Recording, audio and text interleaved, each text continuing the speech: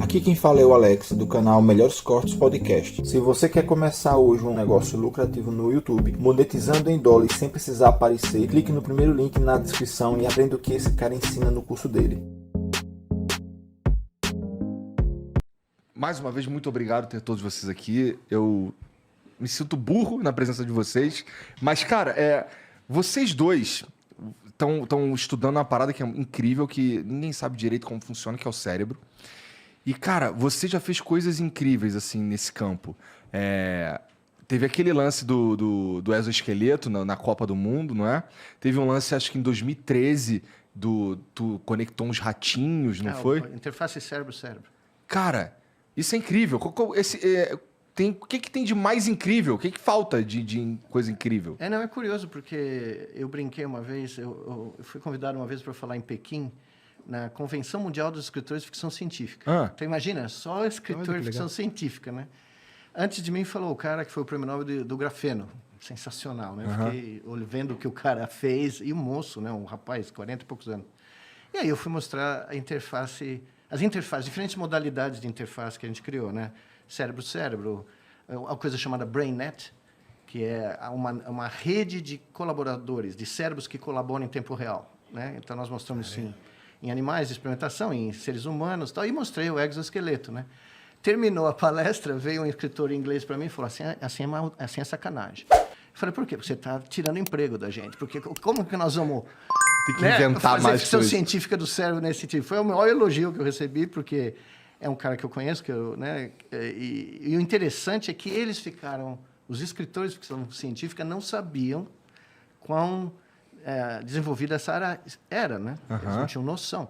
E, de repente, porque você deve ter notado isso, quando a gente estava crescendo, pelo menos a minha geração, o espaço era o foco da ficção científica. Né? Muita gente queria ser astronauta.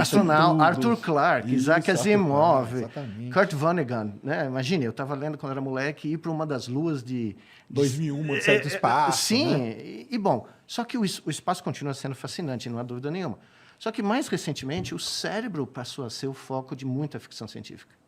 Porque as pessoas começaram a se dar conta que esse é o barato que eu gosto de chamar de o verdadeiro criador de tudo, né?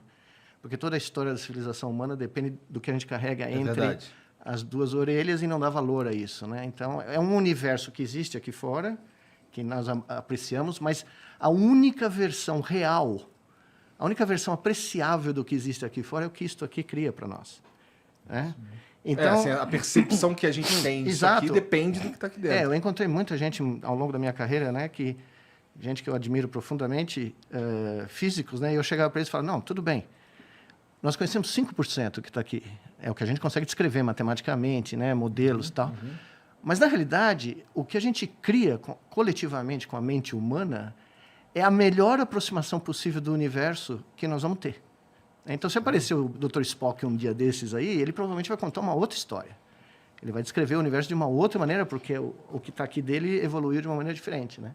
Então, é muito fascinante você, como neurocientista, hoje poder conversar, né, coloquialmente sobre uma área que é muito jovem.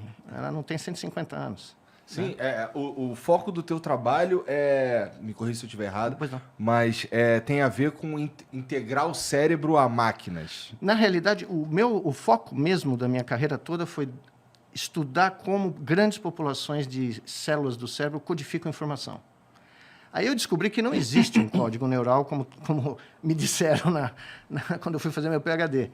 E aí, para poder estudar como populações de neurônios operam normalmente, eu com o meu orientador, John Chapin, que acabou de falecer, infelizmente, falamos, não, nós vamos fazer o seguinte, nós vamos ligar o cérebro a máquinas, porque as máquinas a gente controla. Então, nós controlamos o que vem do cérebro para a máquina e o que a máquina devolve para o cérebro. E acabou sendo uma manipulação, um novo aparato experimental que nos ofereceu... É como criar um telescópio diferente. E, de repente, todos os dogmas de 80 anos da neurociência começaram a cair por terra um por um. Interessante, né? cara. Mas a gente precisou ligar o cérebro a máquinas para poder ver isso, né? Isso Porque que é foi aí que vocês perceberam que os pulsos elétricos, Isso. o cérebro tinha esses pulsos. Não, até aí... Então não era conhecido? A gente conhecia os pulsos, mas veja bem, quando eu era pós-doc, em 89, 99% dos neurocientistas tinham registrado apenas um neurônio de cada vez. e tinham registrado os sinais elétricos de nós temos 86 bilhões. Tá? Nós temos tantas células aqui dentro como existem galáxias aqui em cima. Tá? E eu fui para Filadélfia, que é a história mais maluca, é uma das histórias malucas da minha vida, porque um louco ligou para a Faculdade de Medicina, porque eu mandei 52 cartas para fazer postdoc, 50 rejeições. Aí eu recebi uma carta de um cara na Yale, que era um herói meu desde a Faculdade de Medicina, o Gordon Shepard, e a carta de um desconhecido chamado John Chapin. E eu respondi, né? Pus o meu número lá de telefone, nunca imaginei que eu vi. Um dia eu estou fazendo um experimento aqui na USP, aqui no Dr. Ronaldo, uma secretária do departamento falou, olha, tem um maluco no telefone, a única coisa que eu consigo entender dele é o seu nome. Eu vou desligar. Eu falei, não, vamos ver quem é, né? Vai saber.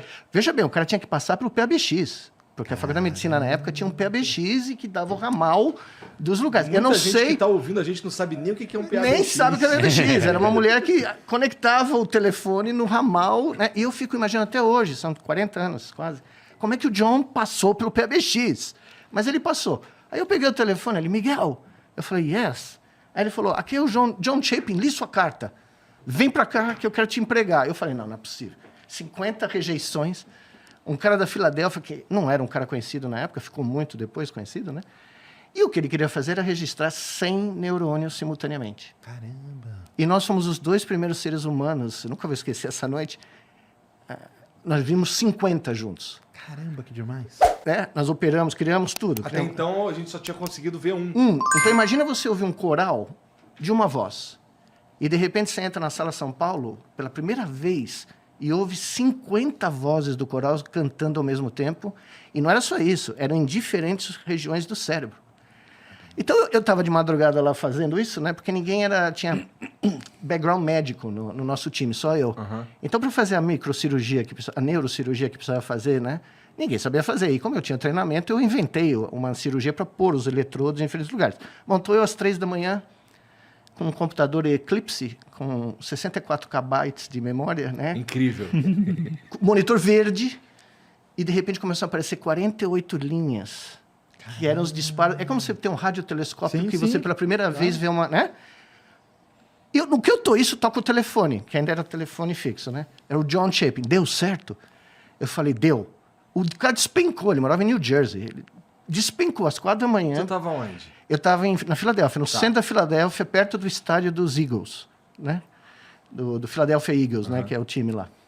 Bom, o John Chapin chega assim, quase 5 da manhã, estava raiando o dia. Pela primeira vez, nós tínhamos um ratinho andando do nosso lado e a gente ouvindo o cérebro. E eu comecei a ouvir 300 milissegundos antes do ratinho fazer qualquer coisa e sabia o que ia acontecer. Porque o barulho das 50 células, do 48 neurônios... Elas se conectando e tal. Elas dizendo, vou virar a cabeça para a direita. Vou pôr o meu bigode no meio do troço. Aí entra o John. O cara quase chorou, né? Porque ele era 10 anos mais velho que eu. Passou a vida inteira esperando para ver aquilo, né? Querendo ver aquilo. Aí ele falou, é muito bom que nós estamos os dois aqui nesse momento. Eu falei, por quê? Ele falou, porque nós vamos poder dividir o mesmo advogado para o divórcio, né? Porque quem vai acreditar que nós dois estamos fora de casa, 5 da manhã, registrando neurônio, vendo rato, e era um ratinho só, né? Nós ficamos até, 8, 9 da manhã, e no dia seguinte, foi uma das coisas mais emocionantes da minha carreira, né? Quando espalhou a notícia pela universidade que nós tínhamos feito, eu apareci umas 3 da tarde, né? Estava morto, né? Quando eu entro no departamento, estava lá o John explodindo champanhe, gente que eu nunca ouvi falar, me cumprimentando, gente que nem olhava na minha cara quando eu passava no corredor, né? Porque foi um desses momentos que mudou, né? Mudou. A partir daí, o que pôde ser desenvolvido com a gente conseguir ver mais do que um neurônio? Então, aí nós fomos crescendo, nós fomos os primeiros a registrar 50, fomos os primeiros a registrar 100, 500, 1.000 e 2.000. Caralho. Então, já estava virando, muito longe. Tava virando Shark, né? E sempre tinha uma champanhe guardada em algum lugar na hora que o troço der certo. Quando a gente viu que nós estávamos registrando 100 neurônios, essa é outra história muito doida. Nós estávamos num joint lá, do famoso, chama Dinos, que é onde se faz o cheesesteak da Filadélfia, que é o sanduíche mais famoso dos Estados Unidos, que é o X-tudo, tá? É o filé lá com queijo, tomate, escambau de bico, e é na saída da cidade, onde tem um monte de caminhoneiro. E nós estávamos lá falando, o que nós vamos fazer com isso? Nós temos uma mina de ouro, mas ninguém tinha analisado, para você ter uma ideia, não tinha métodos estatísticos, matemáticos, para analisar 50 células ao Porque mesmo tempo. até então você tinha só detectado o pulso, né? Isso, você só tinha o pulso de um neurônio. Isso. De repente, você tinha 50 pulsos acontecendo. Então, correlações, toda sorte de padrões, né, espaço-temporais. Aí nós estamos comendo um cheesesteak, e eu não me lembro bem quem, foi um de nós dois, ou os dois ao mesmo tempo, falou, vamos ligar os nossos ratinhos, os nossos macacos, eu já estava na Duke aí, né? Vamos ligar os nossos bichinhos com robôs. E vamos ver o que é necessário para um bicho controlar um braço robótico, uma perna robótica, um carro elétrico, né? E aí alguém falou, mas o que nós vamos chamar isso aí? E o John tinha barba também, né? Ele era a minha cópia, 10 anos mais velho. Nós viramos e falamos, bom, vamos chamar de interface. Brain Machine Interface. Aí levanta um caminhoneiro atrás de mim com X, tudo, né? Tudo que é lugar da barba, vira para nós e fala, that's a great name. Ou seja, nós tivemos o peer approval, foi instantâneo, entendeu? O cara estava ouvindo a conversa, pensando, tem dois malucos aqui. Pensando, imagina o que o cara estava pensando. Meu? E foi, no dia que nós, para você ter uma ideia, no dia que nós publicamos, o primeiro nós publicamos em rato, né? Um ratinho controlando um braço robótico. Foi um troço, mas era rato, né? Os caras falaram, não, mas é rato. Tem que fazer algo mais, né, macaco. O dia que nós publicamos o trabalho na Nature com os macacos controlando robôs tridimensionalmente, fazendo movimentos tridimensionais, né? E nós pusemos o macaco na Duke, um macaco na Duke controlando um robô do lado da Duke, ali 5 metros de distância, e um robô no MIT. Então, ao mesmo tempo, o macaco controlou 2 robôs separados por sei lá quantas centenas de quilômetros, né? Nós chegamos no simpósio de neurociência, na Sociedade de Neurociência, naquele ano, era no meio das eleições presidenciais. Um comentário, esse é um dos estudos mais maravilhosos da história das neurociências. Muito obrigado. Da história, disparadamente. Assim. Você lembra marcou minha vida, viu? Opa, é bom saber. Você lembra da loucura da eleição do Al Gore com o George Bush, que teve o negócio da Flórida? Pois bem, aquela noite, nós demos a primeira palestra na história sobre a interface cérebro-máquina. Saiu na CNN. Então, você estava falando da Flórida e, de repente, aparece o nosso macaquinho fazendo barato. E nós estávamos em Nova Orleans, se eu não me engano, e todo mundo bebendo, né? Eu não bebo muito, mas o pessoal vai lá na Bourbon Street, é uma beleza, Entendi. né? Como chama? O quarteirão francês, né, de Nova Orleans. Estava passando a CNN, o George Bush, o Al Gore, e, de repente, os caras falam, olha, é um macaco controlando o braço mecânico.